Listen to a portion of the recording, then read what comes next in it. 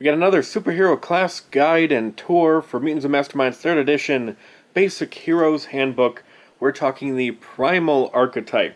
The Primal is someone whose powers are derived or themed around an animal in some way. Maybe got some animal DNA in you. You were bitten by a radioactive something. Now, the thing about making a class that's all about animal powers is it's not easy because there's so many different types of animals or broad categories of animals that you could base your character around, and so many different abilities that could come from that a lot of people aren't going to be happy with the selection we have, because the way the system is set up, we have 3 power suites or 3 really broad categories of animal, and some people are not going to be happy. A lot of people, probably more than most, when it comes to, ooh, that's my archetype, and then you turn the page and, oh, that's a shame. You're going to hear more of that from would-be primals than any other archetype, I think. In fact, let's start with those, and then we'll talk about the other stuff, because we can actually use the other stuff to kind of make it seem like it's more accurate to your animal in your head, at least. So we have Arachnid,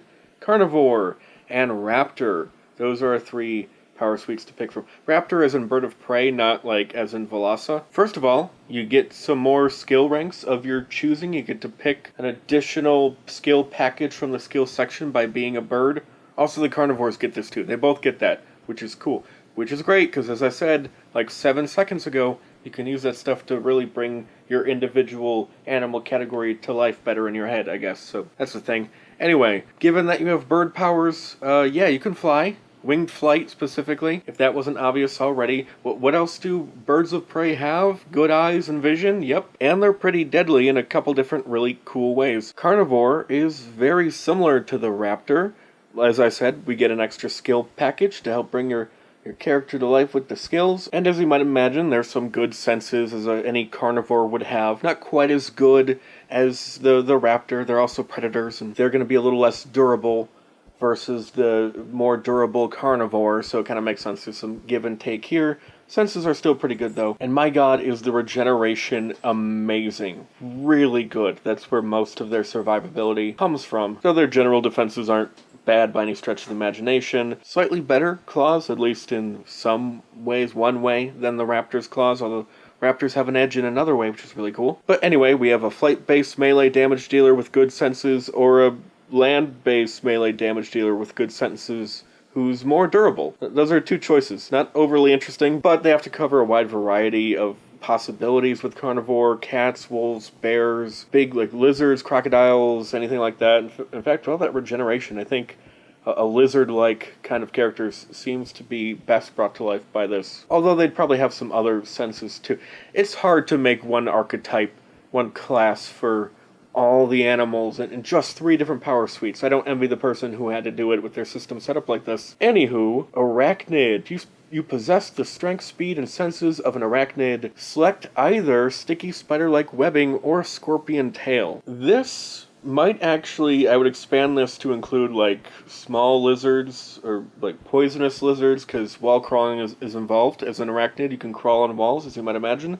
And the scorpion tail includes like poison and acid spray type stuff, so yeah, lizards could fall in line with that, or I guess other bugs. Any bug that doesn't make sense to have webbing, or other small creature like that. Poisonous creatures tend to be small. And of course, because it's spider-based, we have to have a danger sense here, and we got some other sensory stuff. Not quite the same slew of sensory stuff that the others have, though danger sense is arguably better than all of the other senses that they have. It depends on your point of view, I guess. Anyway, they're agile, they're strong, they can move around a bit better. We, of course, have the webbing, or the scorpion tail. I talked about the scorpion tail. You do damage. You punch people with damage, get some range damage. The spider stuff adds some movement. What movement do you think the web stuff adds to the arachnid class? Web slinging, yeah, we get web slinging.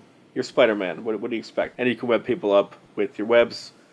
You're Spider-Man. I don't know why people want to play exact clones of superheroes, especially one so specific and distinctive as Spider-Man, but if you want it, you got the option right here. Personally, if a player brought Poison Tree Frog Man to my table, I would be so much happier than the Spider-Man. Anyway, let's go to the advantages. We have these words to describe your character, and each one will give you a pair of advantages. Ooh, we could pick 3. Awesome. Alert, brutal, defensive, fearsome, shadow, squirrely, my favorite for obvious reasons, tricky, and urban.